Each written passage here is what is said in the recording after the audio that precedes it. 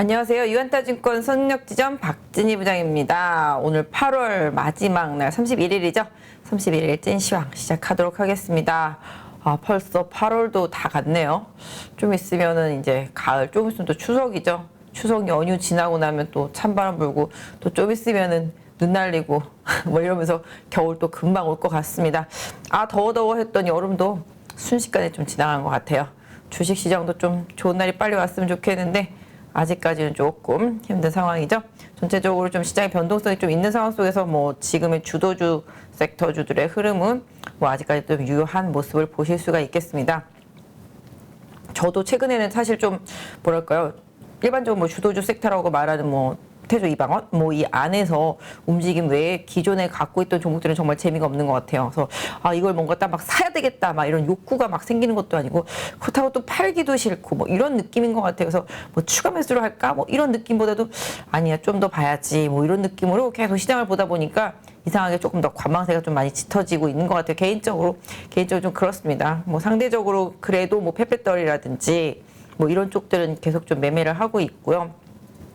전체적으로 좀 시장에 좀 이슈가 될 만한 종목들 위주로 좀 트레이딩을 좀 하고 있는 편이긴 한데, 일단 좀 제가 좀 주도적으로 원래 좀 좋아하는 종목들이 좀 IT 쪽이고 또 바이오 쪽이다 보니까 실질적으로 조금 많이 그런 부분에서 좀 미진합니다. 그래서 뭐 나머지는 현금 가지고서 시장에 좀 주도주를 매매하고 있는데, 사실 제가 제 입으로 바닥에서 뭔가 좀 섹터를 좀 바꿔줘라, 크로스해라 이렇게 말씀을 드리면서도 못한 부분들이 좀 꽤 있어서 사실은 말은 쉽지 실제적으로 손이 행동하기 사실 좀 어렵다, 이런 부분을 뭐 20년째 느끼고 있습니다. 그러니까 여러분들도 얼마나 힘드시겠어요. 지금 상황에서 이제 와서 이걸 팔 수도 없고, 그죠?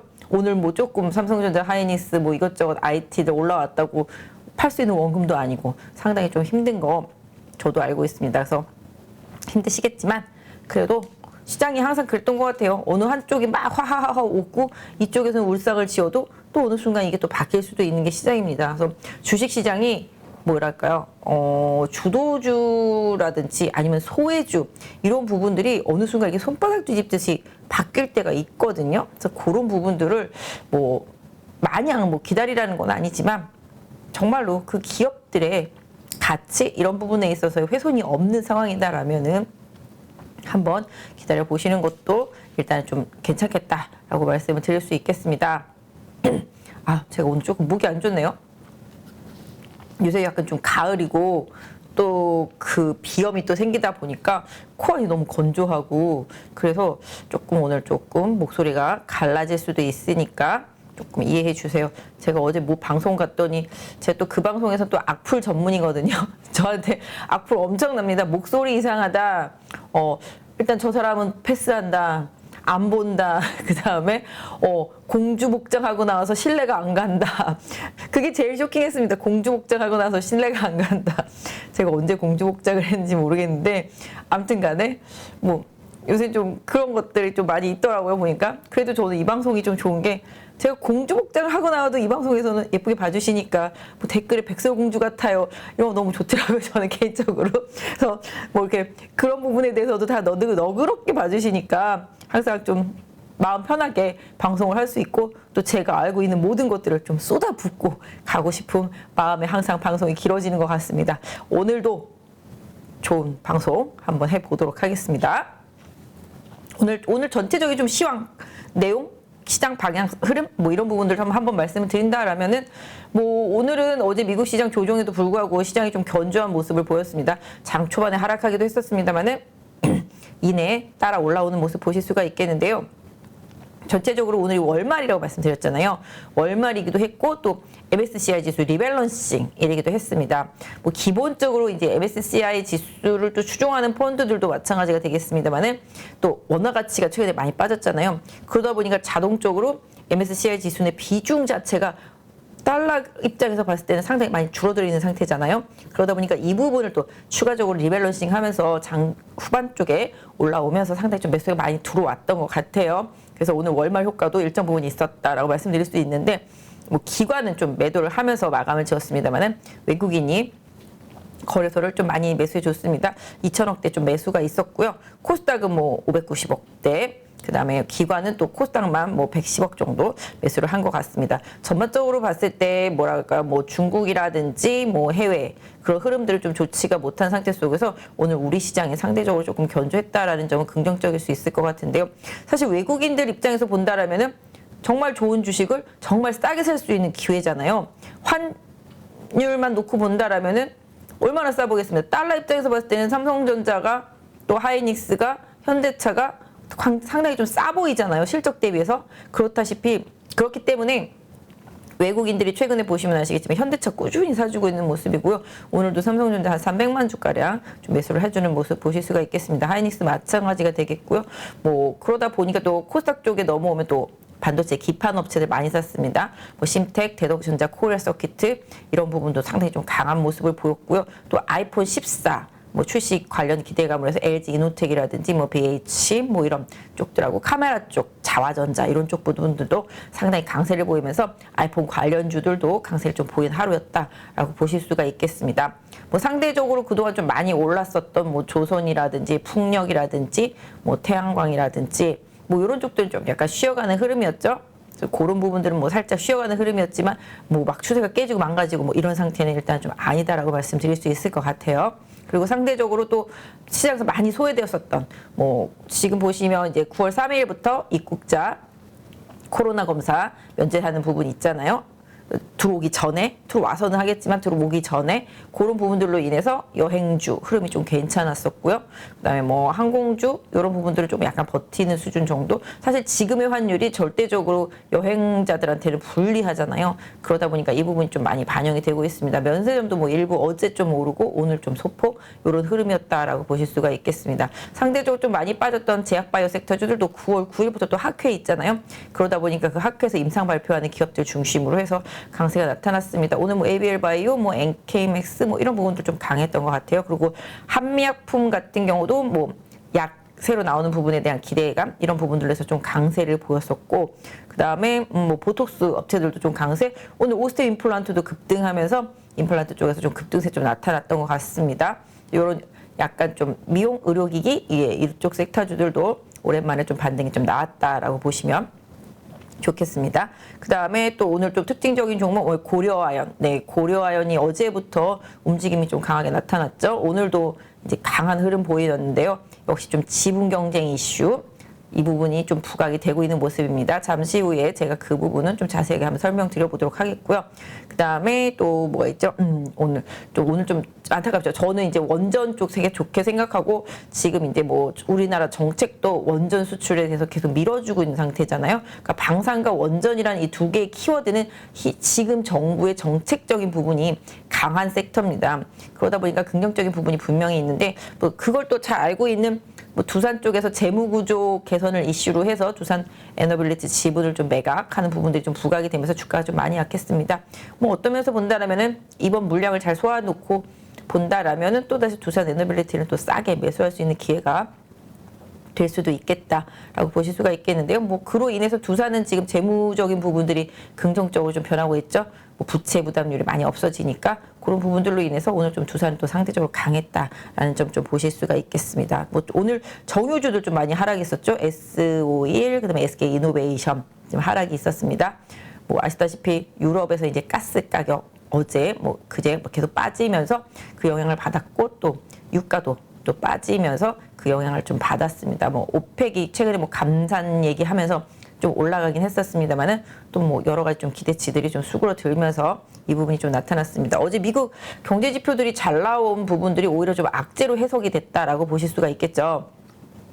최근에는 악재고 호재고 호재가 악재고 이런 식으로 경제 지표 같은 경우는 그럴 수밖에 없는 게 최근에 시장이 또 변동성을 보면서 많이 빠졌던 가장 큰 이유가 이제 미국 시장으로 봤을 때 경기에 대해서 우려감보다도 오히려 이제 파월 의장이 고금리 정책, 물가를 잡기 위해서 금리를 계속 강하게 가져갈 것에 대한 우려감이 컸었던 상황이었었는데요.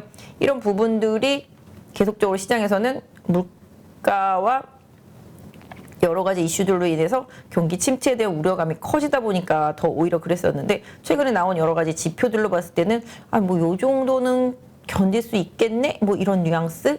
그러면 계속적으로 일단 뭐 파월은 정책을 좀 세게 가져가겠네 이런 이슈로 번지면서 좀 조정이 나왔었습니다.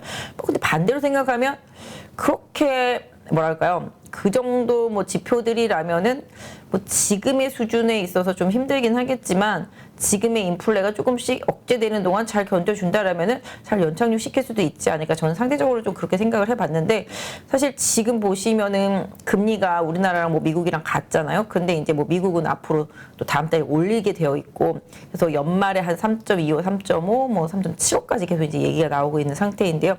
다 알고 있는 내용들이죠. 그 다음에 이제 8월 CPI 이제 9월 달에 발표되죠. 13일에 발표되는데 그날 보시면 아시겠지만 분명히 꺾인다. 근데 다만 이제 그때도 말씀드렸지만 이게 꺾이는 게 요렇게 꺾였느냐 이렇게 꺾였느냐가 중요하잖아요. 지금 유럽 천연가스 가격은 이렇게 꺾였잖아요. 네, 그렇기 때문에 이게 확실히 꺾였다라는 느낌을 좀 보일 수가 있는데 뭐 물론 여기서 이렇게 좀 몇 번 더 이럴 수도 있겠습니다만은 CPI 같은 경우 이렇게 둥근 쪽으로 이렇게 되다 보니까 이렇게 꺾이면 완전 꺾였다 보겠지만 여기서 이만큼 꺾였다고 완전히 꺾인 건 아니기 때문에 파월의 입장에서 보면 한 번 더 두고 봐야 되지 않을까 뭐 이런 뉘앙스 나올 수 있다라고 보실 수가 있겠습니다. 그래서 기본적으로 파월은 물가와의 전쟁을 계속적으로 하고 있는 상태이고요. 이 물가와의 전쟁을 하기 위해서 어느 정도 경기라든지 또 가계의 부담이 있더라도 물가를 더 강하게 올라가지 못하게 하겠다. 그러니까 뭐 미국 같은 경우는 물가를 한 뭐 2% 수준 이쪽까지 뭐 내릴 것에 대한 고민을 하고 있는 거잖아요. 지금이랑 엄청 차이가 있잖아요. 지금 8%대라고 본다라면은 그래서 실질적으로 그런 부분으로 가기 위해서는 시간이 좀 많이 필요하고 그러면 이 8% 있는 걸 2%까지 내려면 뭐 금리를 얼마나 올리겠다는 거냐 이렇게 되잖아요. 사실은 그런 거 생각해 보면은 사실 갈 길이 멀긴 합니다만은 인플레라는 건 또 어느 순간 꺾일 수 있습니다. 사실 실질적으로 지금 보면 뭐 중국도 지금 계속 통제하고 뭐 이러다 보니까 상태가 안 좋고 계속 돈 쏟아붓고 있는데 별로 효과도 안 나타나고 그러잖아요. 오늘 뭐 중국 제조업 지수 나왔죠. PMI 제조업 지수 나왔는데 그것도 시장 기대치에 못 미치는 모습 계속 나오고 있습니다. 그럴 수밖에 없죠. 계속 묶어두고 있고 전기 없고 막 이러다 보니까 여러 가지 지표들은 그럴 수밖에 없는 상황이라는 걸 다 이제 보여주고 있는 상태인데요. 기본적으로 미국 같은 경우는 CPI에서 차지하는 부분이 이제 주택 가격이라든지 이런 부분들이 많이 차지하고 있습니다. 그래서 이 부분도 분명히 꺾였을 거라고 보고 있고요.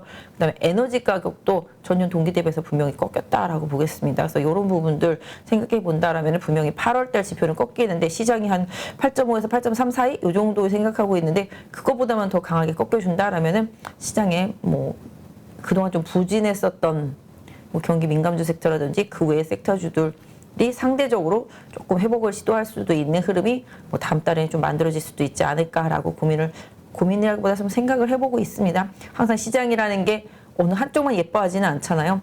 그러다 보니까 또 막 가다 보면 주도주가 잠깐 쉬는 동안 뭐 그동안 소외됐던 종목들이 올라오고 또 소외됐던 종목들이 얼추 올라오다 보면 또 다시 또 주도주 가고 이런 흐름입니다. 오늘은 뭐 지수가 상당히 힘든 부분이었었는데 그 부분은 이제 지수의 구원 투수라고 할 수 있는 뭐 삼성전자 하이닉스가 구원을 해줬다라고 보시면 되겠고 아까 말씀드린 MSCI 리밸런싱이라든지 추종하는 펀드들의 이제 매수도 일정 부분 시장이 좀 가담이 되면서 어느 정도 좀 지수가 올라왔다라고 봐주시면 될 것 같습니다.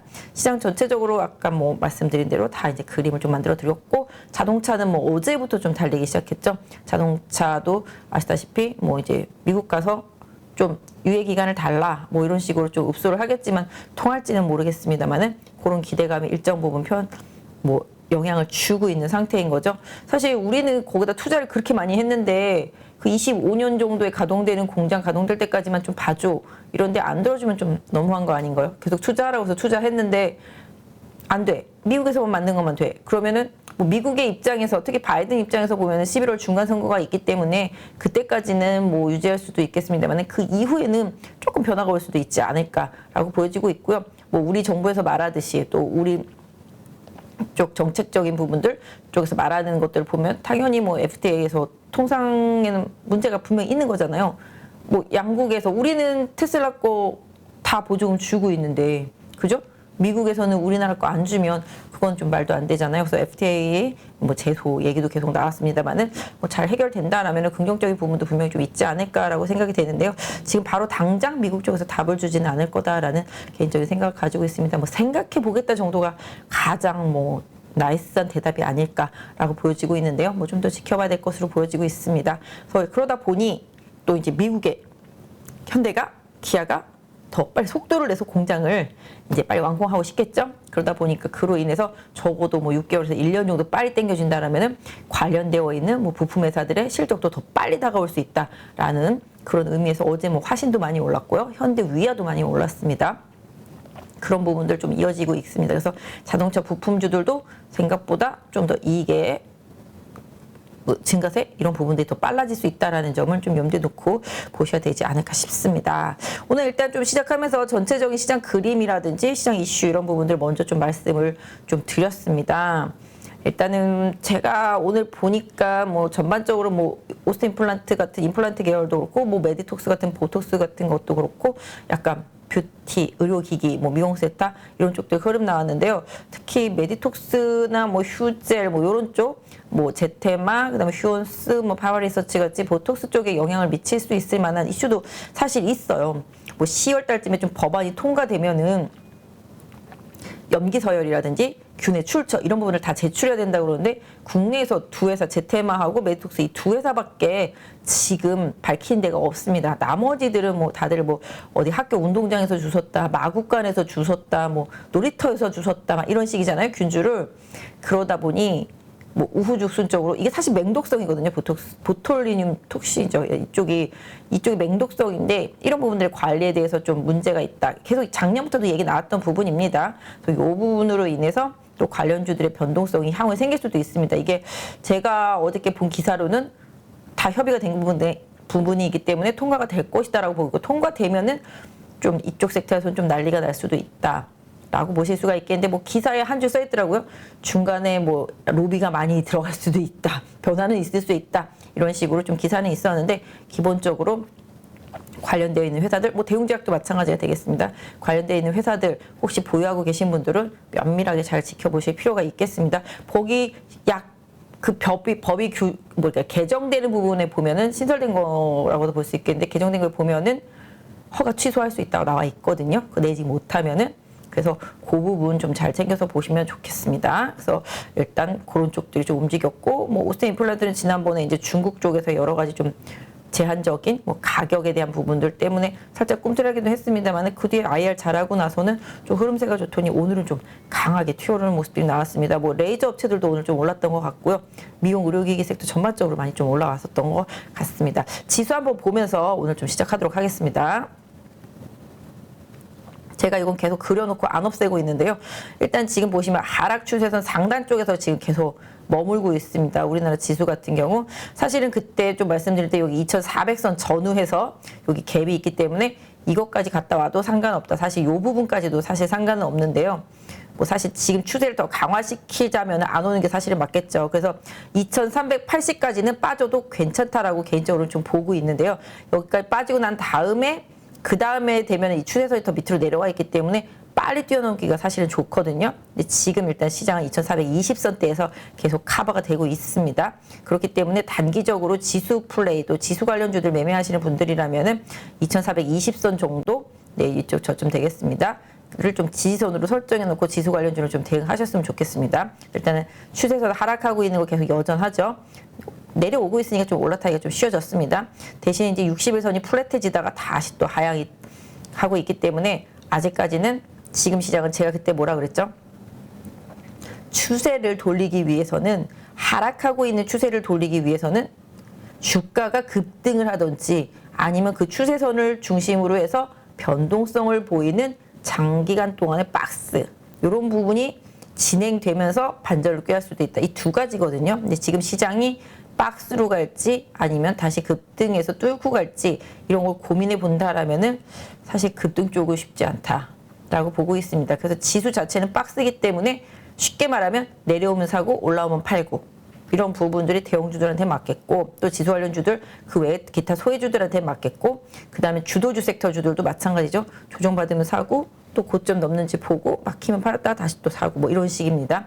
지금 주도주라 함은 뭐 다들 아시겠습니다만은 뭐 배터리 쪽, 그 다음에 뭐 풍력, 태양광, 뭐 수소, 그 다음에 방산, 조선 이런 쪽들인데 조선은 좀 유가 빠지면서 많이 밀렸죠. 근데 방선은 오늘 좀 견조한 모습이었고 태양광도 좀 버티는 모습. 풍력도 좀 버티는 모습 나타났고요. 원전은 뭐 오늘 두산 에너빌리티 때문에 그렇지 나머지들은 좀 잘 버텼습니다. 사실 그 네옴시티 그 CIO가 얘기했죠. 우리는 그런 신재생 에너지랑 같이 개발해 줄 수 있는 그런 부분을 원한다. 딱 찍어서 얘기하면 우리나라 아니겠습니까? 이런 신재생 에너지도 같이 가서 다 지어주고 다 만들어줄 수 있을 것 같습니다. 제 생각에는 이게 또 잘하면 나중에 가장 강력한 좀 테마의 흐름도 될 수 있기 때문에 11월 달에 빈살만 올 때까지 그 전에 움직임도 중요하겠습니다만 그 이후의 움직임도 중요하겠죠. 그래서 뭐 건설이라든지 기계 섹터라든지 뭐 인프라 관련 투자하는 관련 모든 대부분 그런 부분들 하고요.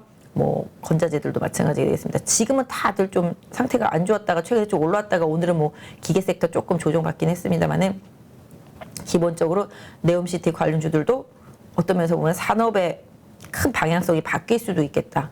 뭐 혼자 지금 김칫국을 마실 수도 있겠습니다만은 빈살만이 왔을 때 어떤 내용이 오고 갈지 이 부분 상당히 좀 나중에 중요하게 보고 있고요. 그때 말씀드린 대로 신재생도 같이 간다라면은 뭐 당연히 뭐 원전하고요. 뭐 태양광 그쪽은 좀 뜨거운 나라잖아요. 그러다 보니까 태양광 뭐 이런 쪽들이 조금 각광받을 수밖에 없겠다라는 생각을 갖고 계속 좀 보고 있고 태양광은 또 미국발 이슈로도 계속 영향을 받고 있다라는 점 계속 염두에 두실 필요가 있겠습니다. 그래서 어쨌든 다시 또 말이 엉뚱하게 샜는데요. 주도주는 아직 바뀌지 않았다. 이 부분 염두에 두시고 지수 관련주는 일단 단기적으로 오늘 MSCI 지수 리밸런싱 이슈 때문에 올라왔기 때문에 좀 더 봐야 된다. 이제 바닥 찍었어. 이제 하이닉스 삼성전자 달려갈 거야. 와, 오늘 심텍, 코리아 서킷, 대덕전자 올랐네. 이제 가겠지. 이런 뉘앙스 아직 아니다라는 말씀 좀 드릴 수 있을 것 같고요. 아이폰, 와, 가겠지. 이것도 아직 아니다. 라고 말씀드릴 수가 있겠고, 갤럭시 폴더, Z 플립 엄청 많이 팔릴 것 같대. 오케이. 하지만 아직 아니다. 라고 말씀드릴 수 있을 것 같아요. 주가 자체는 바닥일 수 있겠지만 이 바닥에서 추세를 돌리기에 뭔가가 지금 해당 그쪽 섹터는 좀 부족하다. 저도 그쪽에 날아갔으면 좋겠어요. 저도 워낙 IT 많고 좋아하기 때문에 그쪽에 갔으면 좋겠지만 시장의 선호도가 아직은 그쪽은 아니다라는 점이죠. 경기 침체 우려감의 기업들 실적 우려감까지 지금 가세에 있는데 쉽게 그런 경기 민감주하고 제조업 쪽에 시장에 돈이 몰리기 쉽지 않다라는 거죠. 그쪽으로 돈이 몰려가고 지수 관련주나 경기 민감주 쪽으로 돈이 몰려가기 위해서는 결국은 뭐가 해결이 돼야 되잖아요. 그러려면 미국의 인플레 관련한 그런 물가지표 해결이라든지 그래서 뭐 달러 강세가 조금 수그러든다든지 또 돈들이 다시 이머징시 쪽으로 들어온다든지 이런 징후가 일정 부분 있어야 되겠고 또 중국의 제조업이 풀려야 되는 부분들 중국이 지금 계속 빚이 되고 있잖아요. 중국의 제조업이 잘 풀려야 국내 업체들도 실적이 좋아집니다. 그리고 중국의 이런 소비 이런 부분들이 또 강하게 늘어나야지 또 우리 기업들이 또 수혜를 볼 수 있겠죠. 지금 코로나 때문에 너무 막아놔서 이 부분 지금 막혀 있다라고 보시면 좋겠고 또 유럽도 마찬가지로 지금 겨울이 다가오고 있는데 가스 뭐 물론 지금 독일이 한 85% 정도 비축했다 이런 뉴스 나오면서 유럽 천연가스 가격이 급락하고 있습니다만은 기본적으로 아직은 좀 유럽에 있는 다른 국가들까지는 번지지 않았다. 뭐 프랑스는 뭐 배급제 얘기까지 나오고 있습니다. 그 와중에 중국은 러시아로부터 원유 받아서 다시 또 유럽에 팔아서 엄청나게 이득을 보고 있다고 하죠. 특히 러시아 같은 경우는 이번 전쟁 이후에 석유하고 가스 팔아서 130조를 땡겼다고 기사에 나오고 있습니다. 어마어마합니다. 그래서 일단은 뭐 푸틴은 유럽을 흔들고 나토를 흔들기 위해서 이번 전쟁을 시작했고 뭐 바이든은 또 무기를 팔아먹으려고 그러는지 어쨌든지 간에 계속 우크라이나를 밀어주면서 전쟁이 끝날 기미는 안 보입니다만은 또 어느 순간 끝날 수도 있는 게 전쟁입니다. 우리는 모르고 있다가 어느 날 갑자기 휴전 이럴 수도 있는 거잖아요. 아직까지 뭐 그런 뉘앙스는 없습니다만은 아주 추운 겨울이 오기 전에 개인적으로는 뭔가 좀 발전된 모습이 나올 수 있지 않을까라는 그런 생각을 좀 개인적으로 해보고 있습니다. 뭐 여러분들한테 강요하는 생각은 아니고 제가 봤을 때는 너무 추우면 전쟁하기 쉽지 않을 것 같아요. 그 동네가 한 영하 한 4, 50도 되는 동네 아닌가요? 그렇기 때문에 그것도 좀 힘들지 않겠나라고 생각을 하고 있고 또 11월 달 중간 선거 끝나면 뭔가 바이든도 생각이 있겠죠. 중간 선거에서 이겼을 때랑 또 패했을 때 이런 부분들도 같이 고려해서 생각을 좀 해봐야 되겠다라고 말씀드릴 수 있을 것 같습니다. 일단 지수는 하락 추세선 상단 쪽에 머물고 있기 때문에 아직까지는 좀 지켜볼 만하다 말씀드릴 수 있겠고 2420선 1차 지지선 계속 유지하겠고요. 이탈되더라도 2380선 정도에서 지지력 확인된다면 나쁘지 않겠다라고 말씀드릴 수 있을 것 같습니다. 코스닥 볼게요. 코스닥도 아직까지 하락 추세선 안에 있습니다. 코스닥 같은 경우는 제가 뭐 수치적으로 지수를 늘 말씀드립니다만은 지금 807이죠. 이게 780선 정도? 네, 여기가 좀 지지선이었었고 지난번에 왔을 때도 말씀드렸죠. 또 올라가면 830선에 또 저항이 있습니다. 그래서 코스닥은 830, 780 여기 50포인트 안에서의 움직임이라고 봐주시면 좋겠고 이게 어느 한쪽 방향으로든지 이탈되는 방향성을 좀 따라주신다라고 보시면 좋겠습니다. 그래서 하방이면은 깨지면은 다시 뭐 750선 보는 거고요. 윗방향이라면 여기 830이 여기잖아요. 여기 깨지면 아니 깨진 게 아니죠. 뚫으면 일단은 뭐 860대 정도까지 1차 보는 흐름, 뭐 탄력 좋으면 뭐 900선 언저리까지도 갈 수 있는 게 시장입니다. 뭐 어떻게 호재가 나올지는 모르겠습니다만은 뭐 일단은 지금 아직도 하락 추세선 상단에 머물고 있지만 뚫기 위해서 코스닥도 노력을 하고 있다라는 점 보실 수가 있겠습니다. 네, 오늘 아까 시장에서 좀 핵심적으로 나왔던 얘기 좀 한번 말씀드려 보면 고려아연, 네, 이 고려아연이 저도 어제 아침에 제 온라인 고객분들한테 이걸 좀 계속 얘기를 말씀드렸거든요. 지배구조라기보다는 지분 경쟁 이슈가 되겠습니다. 그 부분이 생각보다 뭐랄까 시장에서 뭔가 먹잇감? 뭔가 좀 이슈에 고팠던 자금들 이런 부분들을 좀 자극할 수 있다. 사실 지난번이죠. 재작년이죠. 한진칼 같은 경우도 한진칼을 보시면 지금은 뭐 원위치죠. 이게 여기 2019년도부터 시작해서 여기 20년도에 이제 쭉 이렇게 여기까지 갈 때 보이죠. 11만 원대까지 갈 때 이때 무슨 이슈가 있었냐면 강성부 펀드라고 있습니다. 그래서 그 강성부 펀드가 이제 이 기업 한진칼의 이 지배 구조를 이렇게 공부하다 보니까 빈틈을 발견한 거죠. 그래서 계속 이제 펀딩을 해가지고 지분을 계속 매입하기 시작한 거죠.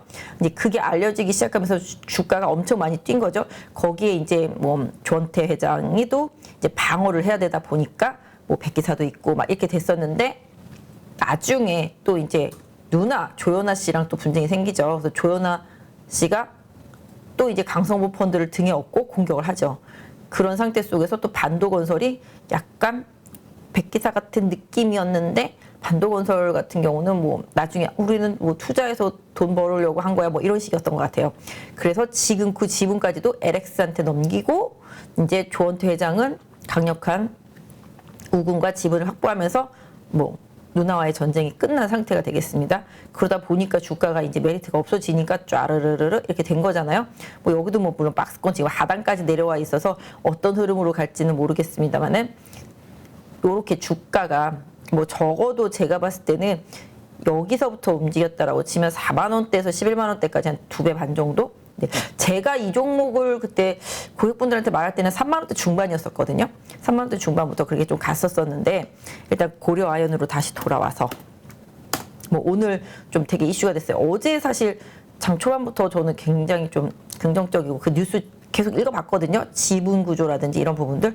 근데 이제 내용을 보시면 여러분들도 뭐 기사를 다 보셔서 아시겠습니다만은 제가 뭐 자세히 설명드린다기보다는 그 기사 나왔던 내용을 제 머릿속에 들어있는 거를 좀 한번 말씀을 드려보면 이제 고려아연 같은 경우는 이제 최 씨하고 장 씨가 처음부터 그 가족이 이제 앞장에서 만들었고 이제 계속 이제 이어왔던 거죠. 근데 이제 장 씨가 이제 영풍이잖아요. 근데 최 씨는 지금 이제 실질적으로 이제 이쪽에 대표이사를 맡고 있다라고 보면 좋겠습니다. 그러다 보니까 이제 고려아연 같은 경우는 예전에는 이런 금속류 이런 부분들만 했었었는데 최근에 이제 한화랑 뭐 좀 새로운 쪽을 하려고 하잖아요.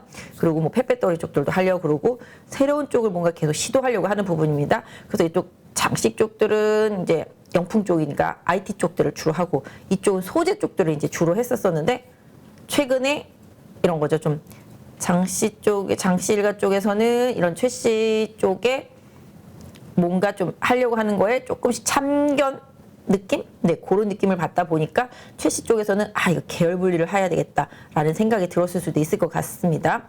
그래서 최근에 이제 제3자 유증을 통해서 한화 쪽에서 지분을 한 6% 정도 확보를 하게 되고요. 그 다음에 뭐 이쪽이 원래 가지고 있는 거 하고 그다음에 또 자사주도 좀 있습니다. 그래서 자사주하고 하나 쪽에서 이제 매수한 부분하고 합치면 한 26%가량 되고, 장시 일가 쪽에서 가지고 있는 가족들 물량 다 합치면 한 35, 6% 정도 되는 것 같습니다. 뭐 물리적으로는 한 10% 정도 좀 차이가 나고요. 뭐 국민연금도 한 8% 정도 가지고 있는 것 같고요. 외국인들도 꽤 많이 가지고 있습니다. 제가 봤을 때 외국인들도 꽤 많이 가지고 있어서 외국인이 캐스팅 보트다라고 뭐 기사에 이렇게 나와 있긴 합니다. 그런데 이제 최근에 이제 이렇게 좀 하나가 들어오면서 장시일가 쪽에 지분이 물타기 느낌이 돼버렸잖아요.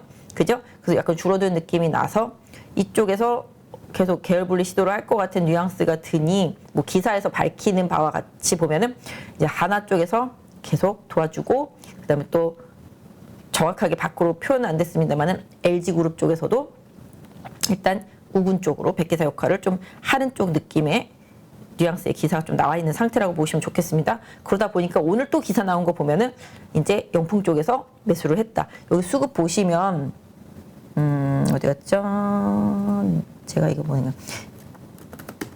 아이고야. 네.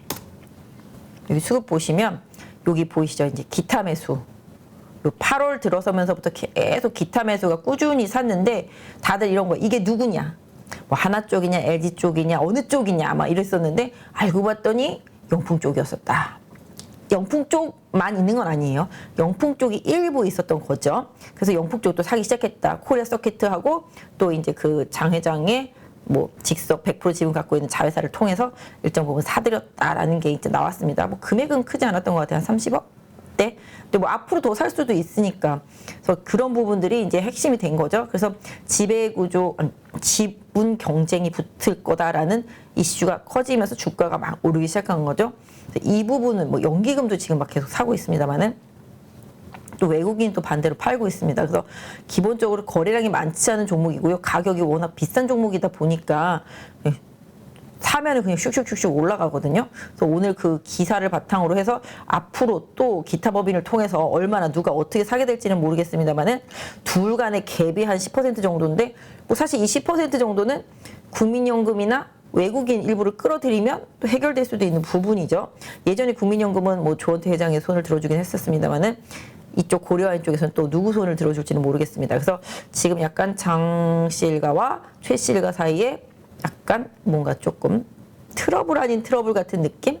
뭐 이런 부분이 생기다 보니까 그 부분을 이슈로 해서 주가가 좀 많이 오르고 있습니다. 나중에 또 얼마나 또 어떻게 살지, 지분 구조에 있어서 또 어느 또 새로운 백기사가 나올지 좀 모르겠습니다만은 주가만 놓고 본다라면은 항상 이런 것들이 좀 시장에서는 가장 핫하게 움직이는 것 같아요. 일단은 지금 주가 차트만 제가 봐드릴게요. 제 고객분이 이때 66만 원대 여기서 못 판 걸 되게 좀 속상해 하셨었는데, 오늘 올라와서 좀 일부분 조금 매도하시기는 하셨어요. 근데 하지만 갖고는 계신데, 일단 지금 차트로만 설명드릴게요. 혹시 이걸 갖고 계신 분이 있으실 수도 있으니까. 사실 일단 이 56만 원 부분이 고려아연은 일단 보시다시피 그냥 딱 지지선이잖아요. 그죠?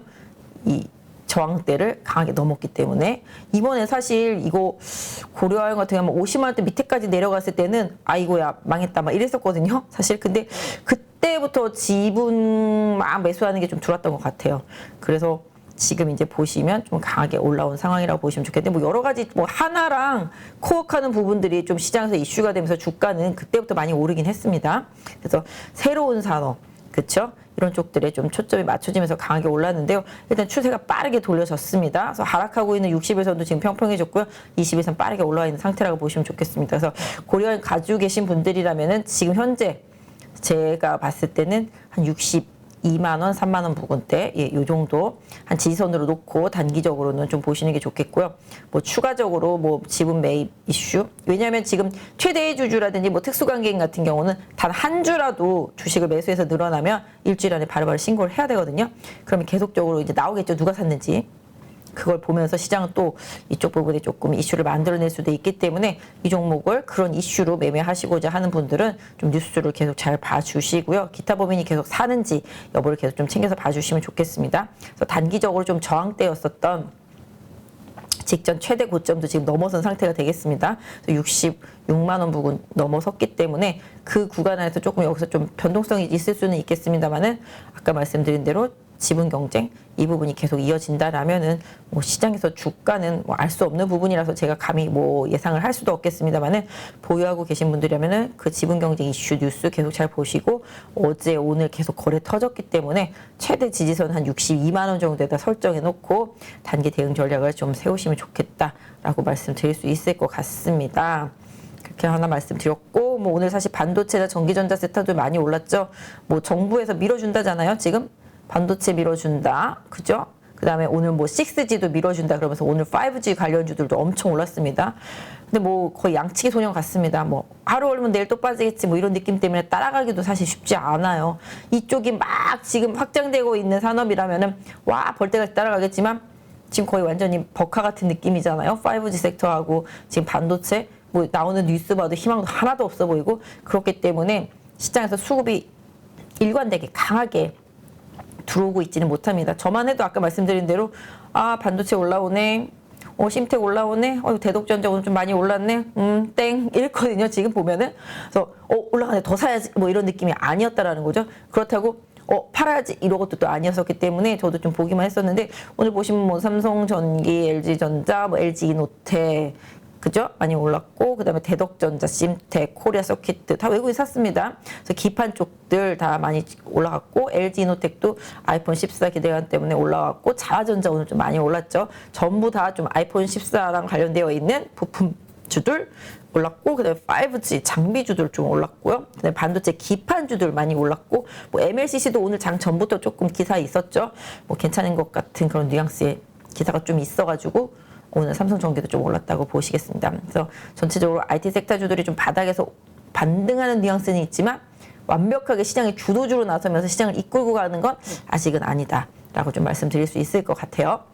그래서 일단 좀 기술적 대응을 그쪽에서는 좀 하시는 게 좋겠다라고 말씀드릴 수 있을 것 같아요. 사실 농담이 아니라 최근에 나온 레포트 보시면 대덕전자 엄청 좋다고 나오거든요. 실적 계속 좋다, 계속 좋다, 엄청 좋다, 계속 나오는데 주가 자체는 움직임이 크지가 않아요. 대덕전자, 심텍 한번 지난번에 아이고. 네, 보시면 일단 추세는 큰 추세 그림으로 보면 당연히 유지는 되고 있습니다. 그죠? 여기 보시면 저점이 잘 만들어지고 있잖아요. 그래서 지금 보시면 일단은 이 추세가 여기서 보시면 이 구간 안에서 제가 연필을 네 여기서 보시면 여기서도 어디 갔죠? 이게 연필 아니었나요? 이게 연필인가? 아니지 이게 연필이구나. 제가 눈이 많이 나빠졌어요. 노안 같기도 한데 글씨가 2개 3개로 보이고 아무튼 간에 뭐 대덕전자 같은 경우는 여기서부터 수렴해서 스타트하고 이평선 넓어지니까 다시 줄이는 흐름 속에서 계속 60일선을 기점으로 넘나들다가 여기서 다시 한번 계속 풀려 있는 상태잖아요. 여기가 최대로 이제 이격이 벌어지다 보니까 당연히 이제 조정이 들어왔다라고 보시면 좋겠고요. 그런 과정 속에서 조정은 있었지만 지금 보시는 대로 이 구간, 그죠? 이 구간에서 여기서 지지를 받으면서 반등을 했습니다. 하지만 지금 또 뭐 반대로 따진다라면 좀 막혀 있는 흐름도 좀 있죠. 여기죠, 그죠? 여기 좀 막혀 있는 흐름입니다. 그래서 이 막혀 있는 흐름을 강하게 뚫으면 뭐 대덕전자도 시장에서 뭐 좀 다시 한번 갈 수 있는 흐름이 만들어질 수도 있겠죠. 일단 실적이 워낙 출중하다는데 전혀 못 가고 있는 건 다른 주도주들이 있기 때문에 여기는 잠깐 스테이 뭐 이런 정도 수준이겠습니다. 그래서 반도체 섹터 계속 안 좋다고 할 때도 기판주들은 이렇게 시세를 좀 많이 냈었던 상태인데요. 지금 쉬고 있는데 여기서 이러다가 여기 고점 맞고 깨지면서 여기 저점 깨지면 하락.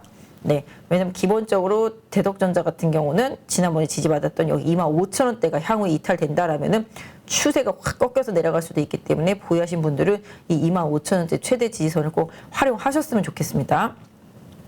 단기적으로는 뭐 물론 지금 여기 27,000원 부근에 지지선을 좀 드릴 수 있을 것 같아요. 짧은 지지선인데요. 뭐 이런 부분들은 좀 단기 매매하시거나 추세를 좀 안 좋게 봐야 될 상황, 뭐 이런 부분들이 거쳤을 때 확 빠르게 좀 손절할 수 있는 라인이라고 보시면 좋겠습니다. 여기 보시면 60일선이 꺾여 있잖아요. 그죠? 상향 타고 가다가 여기서 돌파 실패하면서 꺾였잖아요. 그러니까 매도하실 분들은 여기서 원래 매도를 했어야 되는 부분인 거죠. 그죠? 그러니까 차트는 사실 후행적이라고 말씀들을 하시지만 어느 정도 좀 예상이 되거든요. 그리고 좀 대응을 하게끔 해주는 거죠. 내가 원하는 모양이 아니다. 내가 원하는 상황으로 흘러가는 것 같지 않다. 그러면 빠르게 손절 해줘야 되지. 그렇지 않고 그냥 계속 갖고 있다 보면은 이렇게 여기서도 또 손절 타이밍이 한번 왔다라고 보실 수가 있겠습니다. 빠졌다가 다시 올라오는 상태죠. 그래서 아까 말씀드린 대로 여기 3만 원대 중반 정도 강하게 돌파되는지 대덕전자 같은 경우 갖고 계신 분들은 좀 봐주신다라면은 추세에 조금 더 이어갈 수 있는지에 대한 답을 얻으실 수 있을 것 같아요. 실적이 좀 일단 되는 기업이잖아요. 실질적으로 지금 수급 보시면 연기금이 그동안 조금 방관하다가 조금씩 사고 있습니다. 오늘 외국인들 60만 주 샀습니다. 아까 말씀드린 대로 MSCI 지수 리밸런싱 때문인지 모르겠습니다만은 주로 섹터마다 좀 주요 종목들 쪽으로는 좀 매수가 들어온 상황이라서 이 수급이 계속 오늘 많이 오른 종목들, IT 섹터 내에 있는 IT 부품주들, 뭐 장비주들, 뭐 이런 것들, 소재주도 오늘 덕산 네오룩스도 많이 오른 것 같더라고요, 보니까. 그런 식으로 올라온 종목들이 내일도 그 수급이 계속 유지가 되는지 빠져나가지 않는지 계속 좀 챙겨보시면 섹터 흐름에 조금 도움을 받으실 것 같아요. 그래서 이런 부분들 뭐 같이 보신다라면은 지금 심텍도 마찬가지가 되겠죠. 그죠? 심텍이 조금 대덕전자보다는 좀 처져 있잖아요. 그렇긴 한데 여기 또 역시 그어드렸던 그때 41,000원대 중반 여기 부분을 강하게 돌파해야 심텍도 모양이 좀 달라질 수 있다라는 점 좀 염두에 두실 필요가 있겠습니다. 그리고 뭐 코레 서키트도 조금 2만 원대 넘어가는 거 좀 한 번 더 확인하셨으면 좋겠고요. 보유하고 계신 분들은 이런 식입니다. 지금 삼성전기도 제가 좀 두루두루 시장의 그림을 보여드리려고 종목을 보여드리는 거예요. 지금 일단 바닥은 얼추 좀 나온 것 같죠. 제가 생각할 때 삼성전기는 한 13만 5천 원 정도 지지선 보시면 되시고요. 이 언더권에서는 크게 부담 없는 가격입니다만은 그렇게 된다라면은 뭐 손절선은 빠르게 12만 5천 원 이탈선을 잡아놓고 매매하셔야 되겠죠.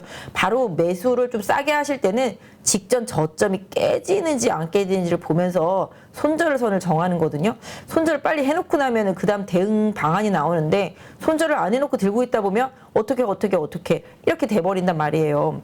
그렇기 때문에 항상 좀 나는 싸게 사고 싶은 욕구가 있어서 좀 리스크 있는 자리에서 매수를 한다라면은 손절선 역시도 좀 빨리 가져가야 된다라는 점 꼭 염두에 두시면서 시장 대응하셨으면 좋겠습니다. 그래서 일단 삼성전기도 어느 정도 바닥의 느낌은 있지만 여기서 이렇게 움직일지 뭐 슈팅 갔다 죽었다가 왔다 갔다 할지 좀 봐야 되겠습니다만은 아직까지 좀 MLCC도 좋다고는 하지만 좀 힘든 부분이 있었는데 계속 어느 쪽에서 재고를 좀 축적하고 있는 느낌의 오늘 좀 기사가 나왔죠. 재고 축적을 계속 하고 있다라는 느낌.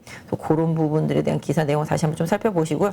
수급도 보시면 연기금 오늘 좀 사고 외국인이 있었죠. 아까 말씀드린 대로 오늘 외국인들이 IT 쪽 많이 싸 보이는 쪽으로는 확 들어왔거든요. 그동안 좀 환율도 그렇고 여러 가지 상황 때문에 볼륨이 많이 낮아져 있었기 때문에 좀 채우는 매수세가 좀 들어왔다라고 보시면 좋겠습니다. 그래서 지금 보시면 삼성전기도 바닥의 느낌은 있지만 아직까지는 아리까리한 위치다라고 말씀드릴 수가 있어요. 대형주들은 다 마찬가지예요. 지수가 가야 갈 수 있는 종목들은 다 마찬가지예요. LG이노텍도 애플 이슈로 지금 LG이노텍은 제가 이전에 박스 그려드린 선이거든요. 저 위에 두 줄이. 그 박스 안에서 놀고 있잖아요. 답이 딱 하나예요. LG이노텍은 박스에 오면 사고 박스 상단가면 팔고 박스에 오면 사고 박스 상단가면 팔고 그러다가 박스 뚫으면 쫓아가고 이게 LG이노텍의 대응이라고 보시면 좋겠습니다. 그래서 이 하단이 깨지면 무조건 판다. 무슨 말씀인지 아시죠? 이 하단이 강하게 깨지면 제가 봤을 때는 LG이노텍은 이 박스 움직임이 거의 1년이 됐기 때문에 이 박스를 상단이든 하단이든 간에 이탈하는 쪽으로 세게 움직일 수밖에 없거든요. 지금 근데 상단 쪽은 어때요? 고점이 계속 낮아지고 있잖아요. 그죠? 고점이 계속 낮아지고 있고 여기는 저점이 일치하고 있습니다. 저점이 일치하고 있는 상태 속에서 저점이 깨지면 급격하게 하방으로 무너질 수도 있기 때문에 LG이노텍 가지고 계신 분들은 좀 주의를 하시면서 최근에 저점이 깨지지 않은지를 꼭 챙겨서 봐주셨으면 좋겠습니다. 오늘 외국인이랑 기금 조금 들어온 상태라고 보시면 좋겠고요. 아직까지 뭐 추세는 좀 더 봐야 되겠습니다만은 단기적으로 한 36만 원 정도 저항 돌파 여부 조금 확인하셨으면 좋겠다 말씀드릴 수 있을 것 같아요. 오늘 좀 IT 쪽에서 좀 특징적인 종목이 이거하고 자화전자, 그죠? 자화전자도 조금 특징적인 움직임이죠. 뭐 역시 움직임이 나쁘지는 않고요. 거래량도 오늘 좀 들어온 모습입니다. 수급은 연기금 계속 사고 있고요. 사모펀드 계속 사고 있고요. 오늘 외국인 조금 매수를 해줬습니다. 역시 이쪽 자화전자 쪽도 뭐 지금 카메라 쪽과 관련되어 있는 종목들 흐름 계속 따르고 있습니다. 오늘 뭐 MC넥스도 그렇고요. 뭐 하이비전 시스템도 그렇고 최근에 자율주행차라든지 이런 거랑 연동해서 카메라 관련주들 아니면 뭐 센서와 관련되어 있는 이미지 센서와 관련되어 있는 업체들의 변동성이 조금씩 생기고는 있어요. 그렇다고 막 추세를 막 엄청나게 강하게 가는 건 아닌데 약간 자율주행과 관련되어 있는 기술이 속해 있는 이미지 센서라든지 뭐 카메라 모듈이라든지 이런 쪽들 흐름은 조금씩 변동성이 나타나고 있기 때문에 계속 챙겨볼 필요는 있겠다라고 말씀드릴 수 있을 것 같아요. 아무튼 추세는 이어지고 있고요. 다시 또 펼쳐졌던 주가에서 다시 이평선들은 수렴되어 있는 상태입니다. 그래서 지지선은 뭐 자화전자 보유하고 계신 분들이라면은 최대 지지선은 뭐 한 25,000원 두겠습니다만은 지금 흐름상으로는 한 26,000원대 중반 정도 좀 지지해 주는지 계속 확인해 보시는 게 좋겠고요. 단기적으로는 자화전자는 여기 저항대 3만 원 넘어서 3만 1,000원 사이에 좀 저항대가 좀 있다라는 점, 그 부분 조금 염두에 두시고요. 뭐 저항이라는 건 뚫으라고 있는 거니까 뭐 아이폰 14 이슈에 의해서 움직임이 나올지 자율주행의 이슈로 움직임이 나올지는 봐야 되겠습니다만은 해당 섹터주들은 조금 뭐랄까 최근에 조금 변화가 생기고 있다. 여기 보시면 이렇게 추세가 얘는 계속 우상향 하고 있잖아요. 이런 뉘앙스를 좀 보시기 위해서 차트를 크게 보실 필요가 있습니다. 그래서 항상 제가 차트를 좀 크게 보여드리고 있으니까 이런 부분들 좀 참고하셨으면 좋겠습니다. IT 섹터주들 뭐 주요 종목들 움직였던 거 좀 봐드렸고, 뭐 오늘 조금 움직임이 있었던 것들은 아까 말씀드린 것 중에 뭐 메디톡스도 좀 그랬었고 오스트 임플란트도 좀 그랬었고요. 한번 오스트 임플란트 가지고 계신 분들 많으실 수 있으니까 한번 봐드리면. 네, 역시 오스트 임플란트도 뭐 이것도 항상 말씀드린 대로 박스잖아요. 이것도 지금 이런 박스잖아요. 그죠? 이 박스를 이탈할 수 있느냐가 중요하다라는 거죠. 그죠? 직전 고점이 여기 있습니다. 그래서 이 직전 고점까지 다시 트라이 하는지 영향 봐야 되겠습니다만은 이 그어들이 바로 직전 고점을 넘어섰기 때문에 이제 오스트 임플란트 가지고 계신 분들이라면은 한 11만 7, 8천 원대 여기에 좀 지지력을 보시죠. 오늘 좀 많이 올랐기 때문에 11만 7, 8천 원대를 단기 최대의 지지선으로 설정하시고 올라가서 직전 고점에 14만 원대 부근에 가까이 가면 차익 매물 다시 한번 또 나올 수 있다라는 점을 기술적으로 좀 염두에 두시면 좋겠습니다. 오늘 보시면 연기금은 계속 팔고 있지만 기타 법인이 최근에 좀 사고 있고요. 오늘 외국인이 올렸습니다. 결과적으로는 이것도 리밸런싱 이슈가 분명히 좀 있었을 거라고 보고 있기 때문에 그 부분이 다시 또 토해내지는지 좀 이번 주에 좀 챙겨보실 필요가 있겠습니다. 그래서 오스트 임플란트도 좀 그렇게 보시면 좋을 것 같아요. 그리고 뭐 정유주, SOL 같은 경우도 지금 유가가 좀 빠지고 뭐 오펙 플러스가 뭐 감산 한 해 만에 뭐 이런 얘기들 계속 나오면서 최근에 좀 올라오긴 했습니다만 다시 또 90불 쪽으로 움직이고 있죠. SOL도. 그래서 SOL도 그래서 그러다 보니까 주가가 이게 다 예전에 제가 그어드린 박스 저항대거든요. 요 안에서 돌파되는지 여부 좀 보셔야 되겠습니다. 그래서 지금 흐름상으로 놓고 보면 SOL은 한 9만 한 8, 9천 원? 네. 요 정도가 좀 지지선 역할을 해주고 있습니다. 그래서 요거 깨지 않는지 좀 보실 필요가 있겠고요. 깨면 다시 또 여기 저점 지지선 때까지 내려올 수 있겠다라는 점 염두에 두시고요. 지금 유가라든지 가스라든지 이런 쪽으로 관련된 종목들을 지금 사기엔 솔직히 개인적으로는 좀 그렇다.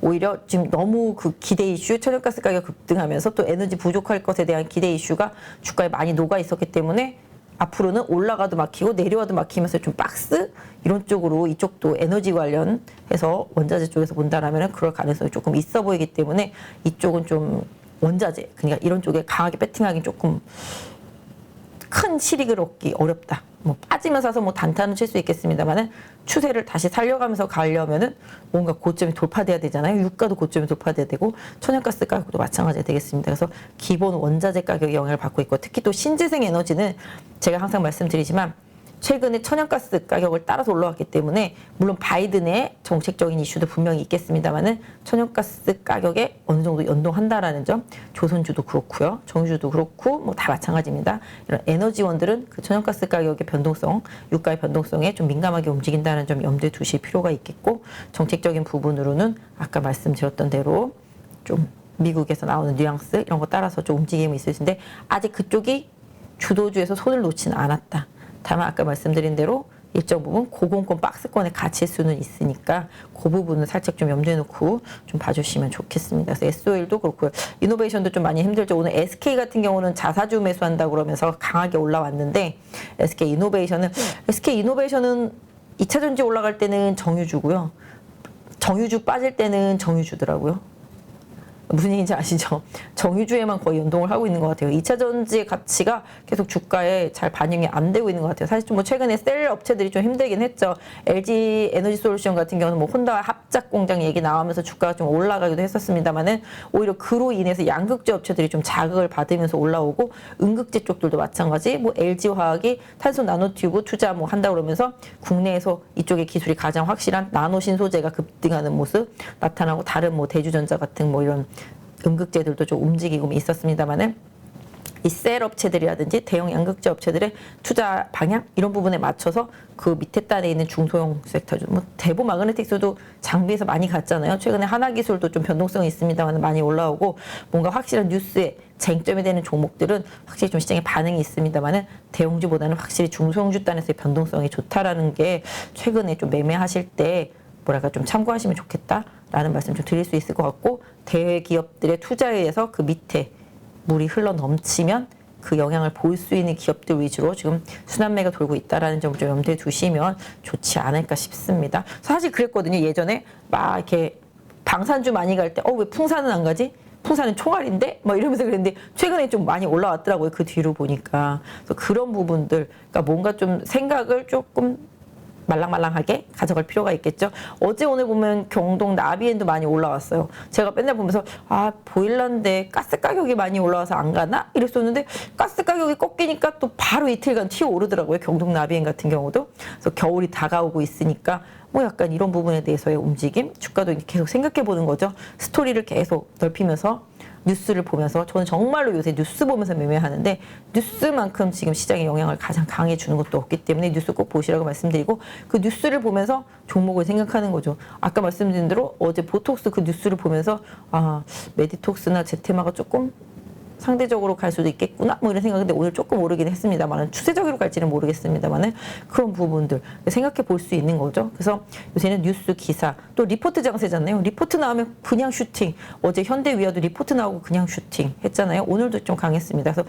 현대위아도 옛날에는 이제 소형 엔진만 하다가 엔진 했죠. 뭐 그냥 소형 아니라 뭐 대형도 갖고 엔진을 많이 했었습니다만은 미국의 이제 전기차 공장들 그쪽에 자동화 뭐 그런 시설이라든지 아니면 열 순환 관리 시스템 이런 쪽들 계속적으로 하면서 실적이 빨리 그쪽에 공장을 지으면 빨리빨리 돌아올 수 있다라는 뉘앙스의 뭐 레포트가 나오면서 주가가 강하게 움직였죠. 그리고 전기차 만들어내기 전에 뭐 유럽이나 이런 쪽에서 하이브리드 차량에 대한 판매가 많이 일어날 것에 대한 기대감 때문에 소형 엔진 쪽에 강점이 있는 현대위아가 좋겠다라는 리포트 나오면서 움직임이 좀 나왔었습니다. 그래서 이런 부분들을 좀 참고해 보시면서 보시면 레포트를 보고 생각을 하고 매수를 해도 늦지 않더라고요. 보니까 그래서 그런 부분들 그 기사를 보고 생각해 보면 또 늦지 않더라고요. 그래서 이런 부분들 왜냐하면 시장의 수급이 한정돼 있다 보니까 아주 대형주 쪽으로는 가지 못하고요. 뉴스, 이슈, 정책, 테마 이런 쪽으로만 좀 흘러가고 있습니다. 그렇다고 이 테마가 뭐 터무니없는 테마가 아니죠. 뭐 사료 테마나 뭐 이런 거 있잖아요. 그런 거랑 뭐 구제역 테마나 이런 거랑은 좀 그러니까 다른 뭔가 좀 확실히 산업의 방향성이 있는 테마라는 거죠. 그래서 그런 부분들은 계속적으로 좀 시장에서 매매하실 때 좀 참고하셨으면 좋겠다라고 다시 한번 좀 말씀드릴 수 있을 것 같아요. 그리고 9월 3일부터 이제 입국 시에 이제 코로나 검사 미리 하고 들어오는 거 이거 면제되는 부분들 이것 때문에 여행주들 그다음에 면세점들 항공주들 조금씩 들썩이긴 했는데요. 그거 아니더라도 제가 최근에 봤을 때 하나투어도 바닥을 좀 잡아가고 있었거든요. 뭐 사실 면세점 같은 경우는 뭐 솔직히 좀 화장품이나 뭐 딸공들이 많이 사줘야지만 실적을 냈던 상황이기 때문에 일단 사실 면세점 국내 면세점은 개인적으로 봤을 때 중국의 코로나가 얼마나 줄어들고 풀어주느냐에 따라서 주가 움직임이 확 바뀔 수 있거든요. 그래서 면세점주들은 오히려 이런 거보다는 중국 쪽의 소비라든지 그다음에 코로나 규제 관련된 이슈가 풀리는지를 보는 게 가장 더 맞겠고요. 카지노도 좀 마찬가지긴 합니다만 조금 달라진 게 요새 좀 롯데관광개발 움직임 조금 바뀌었고 하나투어, 뭐 모두투어 이런 쪽도 움직임 좀 바뀌었습니다. 하나투어 같은 경우도 보시면 저 아까 오기 전에 보니까 카톡에 계속 여행사들이 카톡에 문자 오던데요. 이제 그거 코로나 검사 면제됐으니까 여행 가자. 뭐 이거 얼마, 뭐 3박 4일에 얼마 막 이런 식으로. 그리고 또 제 주변에서 보면 올겨울에는 골프 치러 동남아시아 갈 거야 이런 사람들도 많이 생기고 있습니다. 근데 확실히 좀 환율에 대한 부담은 확실히 있기 때문에 뭐 그까 있고 하면서 하도 억눌렸던 수요가 있으니까 풀릴 수도 있겠다라는 생각을 좀 해볼 수 있을 것 같아요. 하나투어 같은 경우도 그때 말씀드렸죠. 여기 고점, 여기 보시면 여기 한 번 더 이제 저항선 있습니다. 최근에 좀 바닥을 치고 좀 올라오는 모습인데요. 그 저항대 안쪽으로 좀 들어갈지는 좀 봐야 되겠습니다만은 조금씩, 아유, 이게 왜 안 되죠? 이걸 꺼야 되나요? 아하, 그렇죠. 이제 이렇게 올라오고 있습니다. 그래서 이제 21선 좀 틀었고 61선 아직까지 하향하고 있기 때문에 확실한 지지력까지 확인하려면은 제가 봤을 때는 개인적으로 55,000원에서 약 한 5만 한 6, 7천 원 사이? 네, 계속 좀 지지가 된다라면은 좀 긍정적일 수 있을 것 같긴 한데요. 지금 입장에서 놓고 본다라면은 뭐 최대한 지지선 뭐 이렇게 보실 수가 있겠죠. 그래서 여기까지 정도 이렇게 짧은 요 박스를 만들어 놓고 네, 요 안에서 주가가 좀 잘 지지가 된다, 거래가 붙는다, 뭐 매도 없고 매수 들어온다 이랬을 때는 한번 볼 수 있겠습니다만은 이쪽도 분명히 실적은 조금씩 개선이 되고 있죠. 최근에 연기금이나 사모펀드나 투신이 계속 사고 있습니다. 최근에 기관은 중소형주 단에 계속 집중했어요. 기관이 사는 종목 보면 죄다 2차 전지 관련이라든지 뭐 신재생 관련이라든지 이런 쪽들이거든요. 기관은 지금 큰 종목을 살 여력이 없어요. 그렇기 때문에 작년에도 손실 엄청 봤다고 그러죠. 연기금. 손실 엄청 받고 올해도 보고 있는 상태이기 때문에 수익률 힘쓰고 있습니다. 그러다 보니까 중소형주 중에서 뭔가 이슈가 있는 쪽들은 계속 기관의 리딩이 이어지고 있기 때문에 중소형주들은 기관의 수급을 잘 보시는 게 가장 중요하다라고 말씀드릴 수가 있을 것 같아요. 하나투어 같은 경우 바닥의 느낌은 있지만 아직까지 완벽한 추세 전환은 아니다. 다만 이제 멀리 보는 투자자라면은 여행사가 여기서 더 망할 때는 없다라는 뉘앙스로 좀 보시는 게 좋겠죠. 사실 그런 이슈 나오고 나서 뭐 진에어나 제주항공이나 이런 것들이 막 들썩거리긴 했습니다만 제주항공도 개인적으로는 요번에 증자를 좀 세게 했더라고요. 생각했던 것보다 좀 세서 저도 놀랐는데 사실은 원래 좀 대주주가 있잖아요. 그래서 그렇게 일반 공모로 증자 사실 예전부터 항공사나 여행사들은 증자에 대한 우려감 때문에 쉽게 손이 안 나간다 뭐 이런 얘기들 좀 많았습니다만은 뭐 흐름이 나쁘진 않았었는데 갑자기 좀 증자 얘기 나오면서 변동성 생기고 빠지는 거 보니까 많이 안타깝긴 했는데요. 또 증자 마무리되고 나면은 또 나중에 결국은 뭐 코로나 줄어들고 항공 수요 많이 늘어나고 나면 또 좋아지는 흐름 나올 수가 있기 때문에 그 뒤에는 또 뭔가 좀 변화를 볼 수가 있지 않을까. 그래서 중소형 항공단들도 계속 조금 여러 가지 증자 이슈가 비껴진다라면은 좀 보셔야 될 것 같고 하나투어라든지 모두투어라든지 뭐 참전 여행이라든지 기타 등등 이런 것들도 뭐 긍정적인 부분은 분명히 있지만 확 눈에 띄게 뭔가 지금 생각했던 것보다 갑자기 코로나 검사 뭐 면제된다고 해서 미친 듯이 늘어날 것 같지는 않다.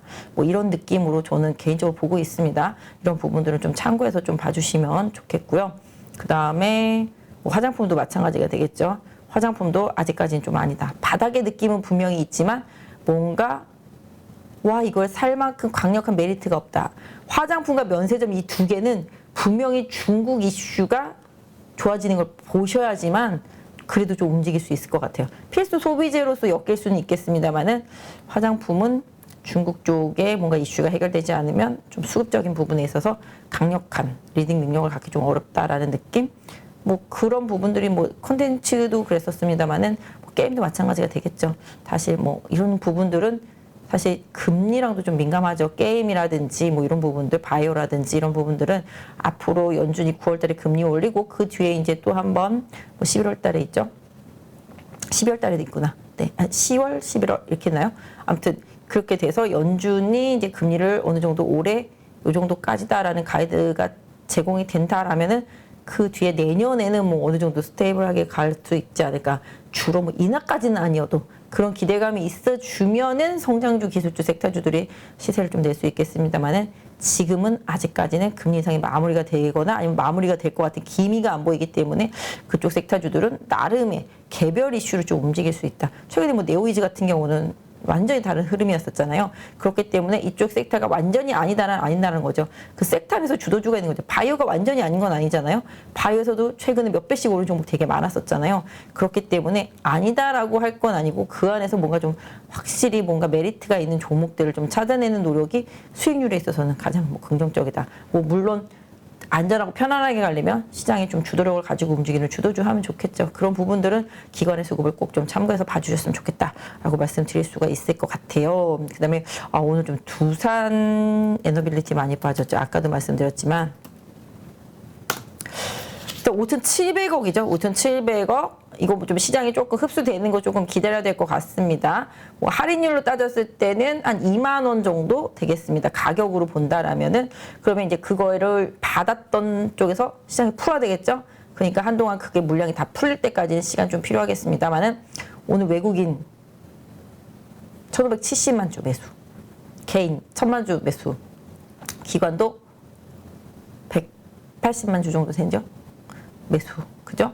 매수했어요. 기타 2,800만 주 매도 나왔습니다. 좀 소화 흡수되는 과정이 조금 필요하겠습니다만은 제가 봤을 때는 이쪽은 던져도 받아줄만 하니까 두산이 던졌다라고 보고 있습니다. 지금 원전이 안 되는데 던졌으면 이걸 받아주겠습니까? 기본적으로 지금 되는 섹터다 보니까 가는 거죠. 그래서 원전과 관련되어 있는 종목들은 꾸준히 정부의 정책 이슈를 따라갈 수밖에 없기 때문에 또 수출 얘기도 계속 나오고 있고 나중에 네옴시티까지 연결해서 본다라면은 조정은 원전 관련주들한테는 계속 기회다라고 보실 수가 있겠고 추세도 그걸 말을 해주고 있습니다. 그래서 개인적으로는 두산 에너빌리티는 2만 원 전후에서 뭐 2만 원 깨지면 땡큐, 안 깨지고 잘 유지해도 땡큐라고 보겠습니다. 그래서 오늘 저점권 지선을 잘 활용하시고요. 60일선 잘 따라 올라오고 있기 때문에 시장 변동성 때문에 뭐 최대한 빠져서 19,000원대 초중반까지 간다라면은 좀 더 가격적인 메리트 볼 수 있으니까 분할 매수를 접근하실 수가 있겠고 안 내려오고 여기서 버텨줘도 나쁘지는 않다라는 말씀 드릴 수가 있을 것 같아요. 워낙 시총이 크기 때문에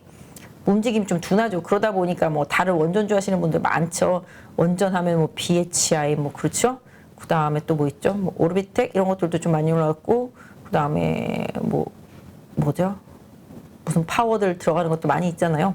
그런 것들 좀 많이 움직이고 예전에 뭐 해룡실링콘, HRS 뭐 이런 것들 그다음에 최근에 뭐 원전뿐만 아니라 전력성 관련주들도 다 마찬가지고 신재생이랑 다 연결되긴 했는데 아무튼 기본적으로 네옴시티에 붙일 수 있거나 에너지에 뭔가 붙일 수 있거나 건자재에 뭔가 붙일 수 있거나 그런 쪽 섹터 주들은 계속 시장의 흐름에 있어서 주도력을 쉽게 잃지는 않겠다. 뭐 물론 가다가 쉬어갈 수는 있겠지만 전반적인 글로벌 정책의 변화가 있기 전까지는 계속 유지된다라고 보시면 좋겠죠. 그래서 두산 에너빌리티 개인적으로 봤을 때는 이 물량 풀린 거를 잘 흡수하면 일단 다시 긍정적인 모드로 봐주시면 좋겠다. 그래서 일단 지지선은 그거 드린 부분이 있겠고 아까 말씀드린 대로 2만 원 전후로 해서 잘 지지가 되는지 확인하시면서 두산 에너빌리티를 긍정적으로 보시는 분들이라면은 접근 시도가 가능해 보이고 있고요. 손절선은 뭐 17,400원 정도에 드리도록 하겠습니다. 그때 그어놨던 선이에요.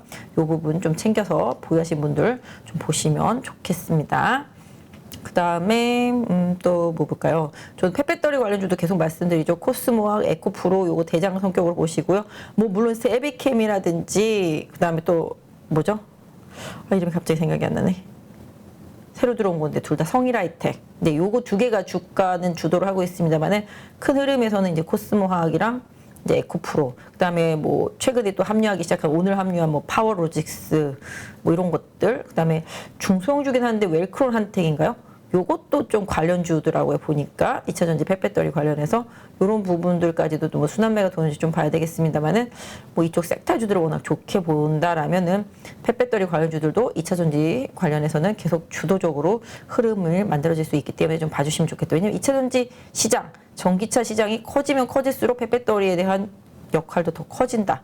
충전 시설도 상당히 좀 중요하겠습니다만은 그쪽이 지금 일단은 가장 좀 좋은 흐름이라고 좀 보실 수가 있겠습니다. 그래서 배터리 관련해서도 뭐 양극재, 음극재 이런 부분들은 뭐 단기적으로 많이 올랐기 때문에 좀 기술적 대응하시는 게 좋겠고, 뭐 물론 펫배터리도 마찬가지입니다만은 후발주, 2차 전지 장비도 마찬가지 후발주 그 섹터 안에서 순환매에 도는 부분들은 앞으로도 계속 좀 활용하시면 좋겠다 말씀드릴 수 있을 것 같습니다. 일단은 제가 봤을 때 뭐 시장 전체적인 흐름 다 좀 봐드린 것 같아요. 그리고 뭐 주도적으로 오늘 좀 변화가 있었던 종목들도 좀 말씀을 드렸고요. 뭐 종목 상담이 아까 낮에 좀 들어왔나 봐요. 보니까 IHQ 30% 정도 1,330원에 매수를 하셨습니다. IHQ도 엔터 쪽이잖아요. 그래서 사실 최근에 컨텐츠나 엔터 기획사들 흐름이 최근에 사실 좋았어요. 영화 많이 개봉하고 그러면서 뭐 뉴, 쇼박스 뭐 이런 부분들도 있었고 이상한 변호사 우영우 때문에도 관련주들이 좀 많이 움직였었고요. 뭐 한산 뭐 이런 부분들도 많이 움직였었죠. 그리고 엔터 쪽에서는 뭐 블랙핑크 때문에 좀 움직였었고 뉴진스인가요? 그거 나오면서 또 해당 기업도 움직였었고 또 소녀시대 컴백 이러면서 걸그룹들에 대한 기대치 때문에 엔터주들이 좀 움직이긴 했습니다만은 지금 한번 IHQ 볼게요. 저도 이 종목 안 본 지 하도 오래돼서 주가가 많이 빠졌네요. 추세는 계속 하락 추세죠. 이거 맞죠? 엔터주들 제가 잘못 봤나요? 한번 회사 기업 내용을 좀 한번 볼까요? 이걸 볼 게 아니죠. 잠깐만요. 자료. 그렇죠.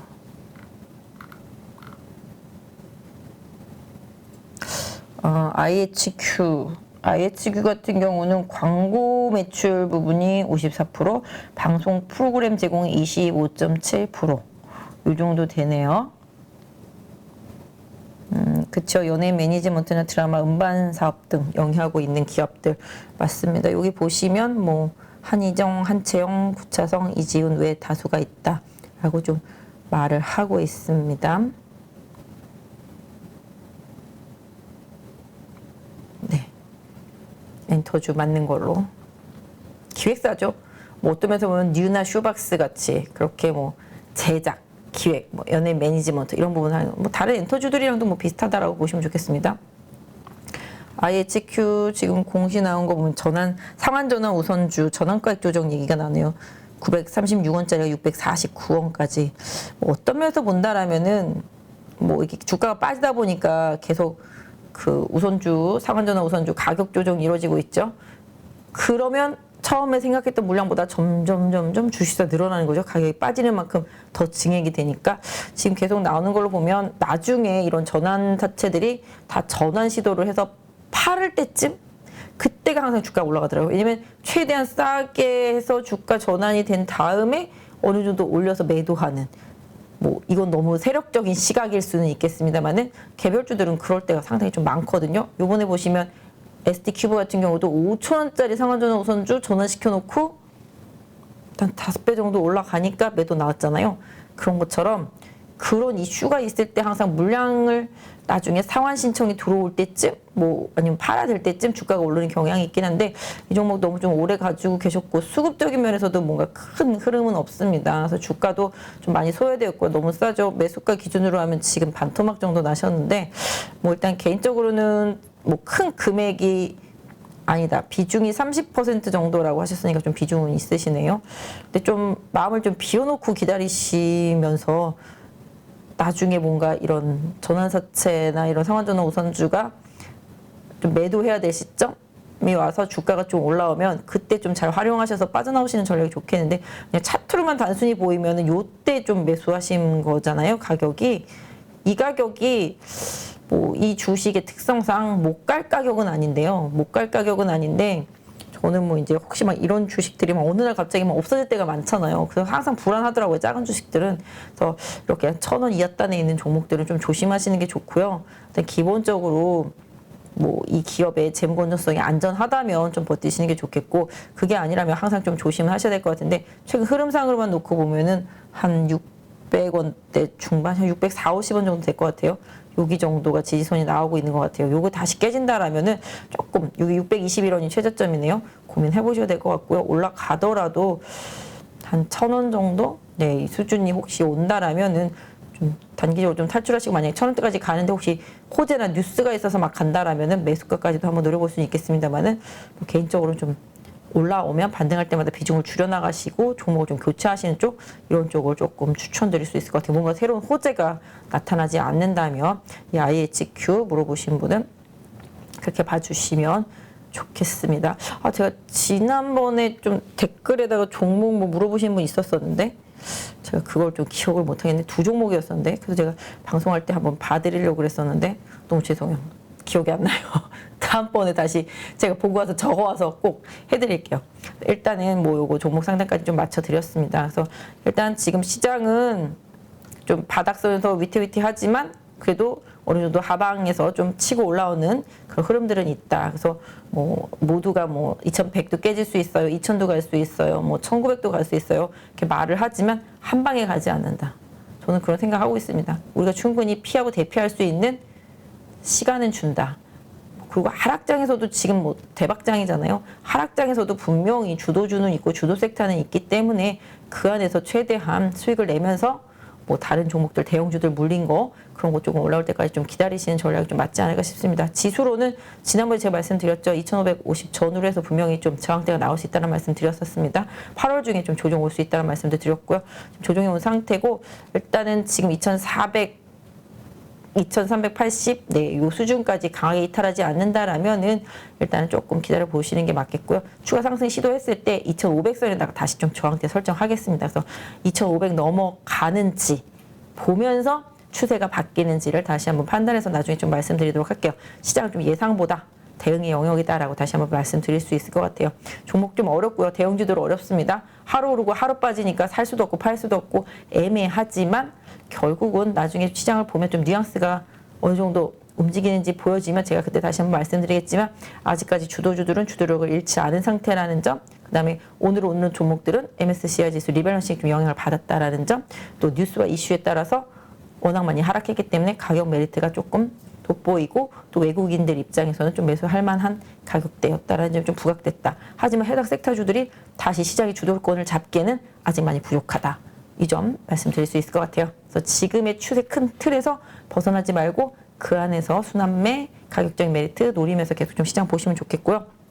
사실 시간이 지금 많이 지나가지고 제가 준비하는 종목을 많이 못 보여드렸는데 제가 조금 보는 것들 중에서는 조금 이제 파워로직스 같은 경우도 좀 바닥에 나온 것 같고요. 그 다음에 2차 전지 전액 쪽에서 캠트로스, 네, 이것도 10,000원 돌파하면서 좀 모양이 생겼거든요. 그래서 캠트로스도 조금 변동성 보일 때 좀 봐주시면 좋겠다 말씀드릴 수 있을 것 같아요. 그리고 대덕전자는 아까 좀 말씀드렸고, 그 다음에 현대위아하고, 그 다음에 좀 만도나 화신 이쪽도 방향성 조금 봐주세요. 미국향 있는 것들, 특히 화신도 마찬가지가 되겠고요. 그 다음에 아까 경동나비엔도 좀 살짝 말씀드렸으니까 차트 좀 보시면서 하시면 좋겠다 말씀드릴 수 있을 것 같아요. 그래서 일단 종목들은 다음에 또 한번 잘 정리해서 말씀드리고, 아까 말씀드린 종목들 시장이 좀 오늘 변동성이 있었던 종목들이니까 보유하신 분들 그거 좀 참고하시면서 시장 보셨으면 좋겠습니다. 오늘도 늦은 밤까지 고생하셨습니다. 약 4억을 투자해서 한 1억 정도 수익이 나고 주식 선물로 해서 한 1억 정도 수익이 난 계좌입니다. 그래서 저 20년 노하우를 벤치마킹 하는 것이 고수익 가는 길이라 저는 생각하고 있습니다. 네, 이번에 8.15 캠퍼스에서 정말 특별한 교육 프로그램을 준비했습니다. 많은 분들이 고민하시죠. 어디에서 사야 되는지, 그리고 얼마에 팔아야 되는지, 이것을 몰라서 참 많은 돈을 잃는 경우들이 있습니다. 그리고 좋다고 생각해서 샀는데 결국 그 자리가 물리는 경우도 있고요. 그래서 우리 영상에서도 여러 번 소개해드렸던 공매도의 고수시죠.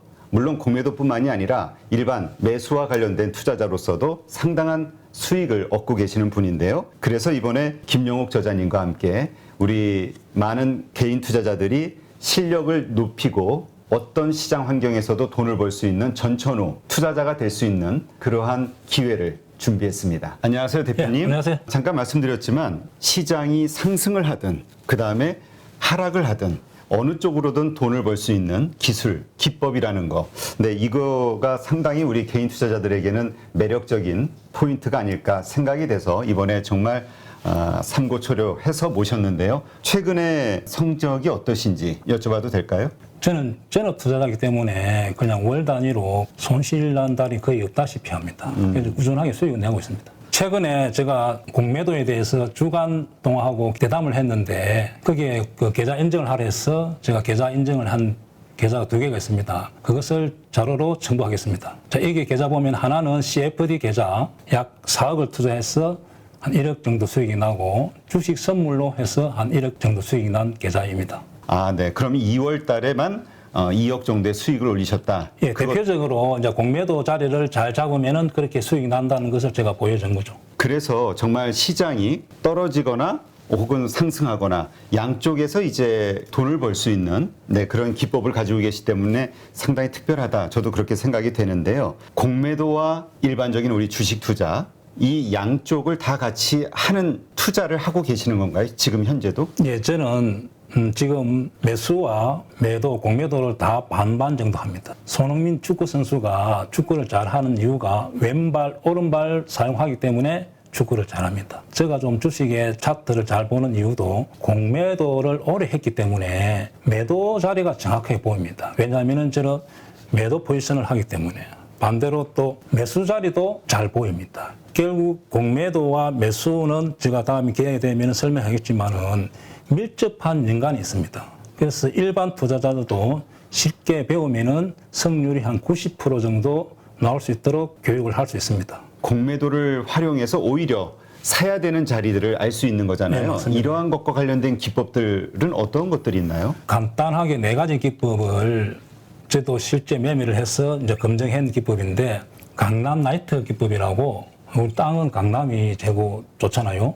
그렇죠. 차트상에서도 그런 강남 자리가 승률이 한 80%, 90% 노는 자리가 있고, 신고가 자리. 네. 또 하나는 급락에서 턴, 그 다음에 윗꼬리 거래 극강 기법이라고 4가지 기법을 통해서 매수로서는 충분히 개인들이 수익을 낼 수 있습니다. 또 공매도 자리는 2군데, 저점에서 공매도 자리, 고점에서 공매도 자리 2군데만 배우더라도 충분히 개인들도 적용해서 수익을 낼 수가 있습니다. 네. 네. 그런데 많은 분들이 또 오해하실 수 있는 게 공매도에 대해서는 워낙 이미지가 안 좋기 때문에, 그러니까 개인 투자자들이 희생을 그 외국인과 기관의 어떤 불공정한 공매도로 인해서 희생을 받는다라고 생각을 하는 피해의식을 가지고 있는 분들도 있거든요. 그러나 이 공매도에 대해서 명확하게 이해를 하고 있다면 공매도를 쳐서 돈을 버는 것도 가능하지만 공매도 치는 자리를 피할 수 있는 안목이 생길 수도 있는 거겠죠? 제가 이제 공매도를 안 하더라도 공매도 치는 자리를 알기만 하더라도 개인들이 매수를 실수 안 하기 때문에 계좌의 수익에 큰 도움이 됩니다. 네. 모든 주식 거래를 코스피 300, 그다음에 코스닥 200, 소위 우량주 중심으로만 한다라고 말씀하셨거든요. 거기에는 뭐 어떤 특별한 이유가 있을까요? 예, 제가 이제 20년 동안 전업 투자하면서 개별 종목, 이제 테마주와 잡주들을 매매하다 보니까 럭비공처럼 어떻게 튈지를 예측을 할 수가 없습니다. 그래서 운에 맡기는 매매를 많이 했다는 거죠. 네. 그래서 우리 개인 투자자들이 그런 매매를 많이 해서 어떤 경우는 수익 났다가 손실 났다가 그 결과를 알 수가 없기 때문에 손실이 많이 납니다. 따라서 무랑주 위주로 하다 보면은 예측이 가능합니다. 네. 이 차트상에서 상승 차트가 보이고 하락 차트가 보인다는 거죠. 그래서 코스피 300, 코스닥 200, 즉 500 종목 이내에서만 주로 매매를 하기도 하고 교본에 교육할 예정입니다. 수강생들이 등록을 하게 되면 VOD 강의를 들으면서 그 다음에 월 2회 우리 저자님과 실시간 소통을 하면서 배워나가게 되는데 그 기간 몇 개월 정도 배우면은 우리가 그래도 이 교육 과정을 마무리하게 될까요? 저랑 단기 교육을 받고 저 매매하는 거와 여러분들 매매했던 교육생들 같이 피드백을 받아야만 실력이 좋아지고 결과가 좋게 나온다 봅니다. 그래서 한 12개월 정도 교육을 마치면은 회원들의 한 90% 정도가 수익을 날 수 있도록 그런 교육생을 제가 만들고 싶습니다. 이 영상을 통해서 우리 8.15 캠퍼스에서 진행하는 김용옥 저자님의 투자 기법을 배우려고 관심을 가지신 분들, 이런 분들에게 마지막으로 한 말씀 하신다면 어떤 말씀이 있을까요? 자, 주식을 어렵게 배우려고 하지 마시고 고수의 기법을 벤처마킹 하는 것이 시간과 경제적으로 전략이 됩니다. 그래서 저 20년 노하우를 벤치마킹 하는 것이 고수익 가는 길이라 저는 생각하고 있습니다.